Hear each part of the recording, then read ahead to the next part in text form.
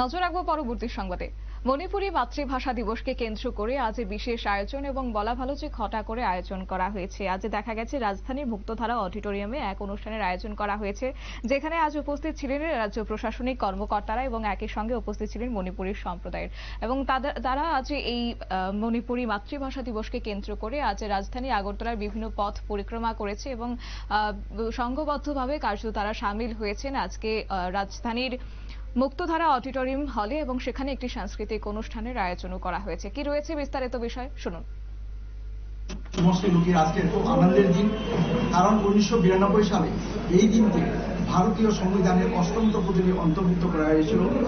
ভারতীয় সংবিধানে যখন 1992 সালে মণিপুরী ভাষা অন্তর্ভুক্ত করেছিল, সেই সময় নেপালি এবং কোঙ্কনি ভাষাকেও অন্তর্ভুক্ত করা হয়েছিল।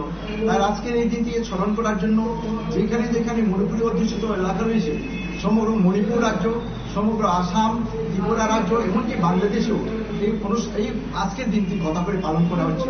আমাদের উদ্দেশ্য, আমাদের যেহেতু আমরা একটা মণিপুরী সোসাইটি, আমাদের ভাষা, আমাদের সংস্কৃতি সম্পূর্ণ আলাদা। এই ভাষা সংস্কৃতি নিয়ে আমাদের মণিপুরী সমাজ জন্ম থেকে মৃত্যু পর্যন্ত আমাদের একটা সামাজিক দায়বদ্ধতা রয়েছে, আমাদের একটা বিভিন্ন আদব কায়দা রয়েছে।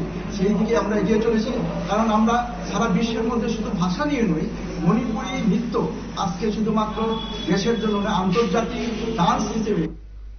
আপনারা শুনলেন তাদের বক্তব্য। কার্যত আজকের এই অনুষ্ঠানকে ঘিরে মণিপুরী নৃত্যেরও আয়োজন করা হয়েছে আজকে মুক্তধারা অডিটোরিয়াম হলে এবং 33তম মণিপুরী মাতৃভাষা দিবস আজ পালন করা হয়েছে, যেখানে যেখানে মণিপুরী অধ্যুষিত এলাকা রয়েছে এবং যে যে রাজ্যগুলিতে মণিপুরী সম্প্রদায়ের বসবাস, সেখানে আজ যথাযোগ্য মর্যাদায় এই দিনটিকে পালন করা হয়েছে।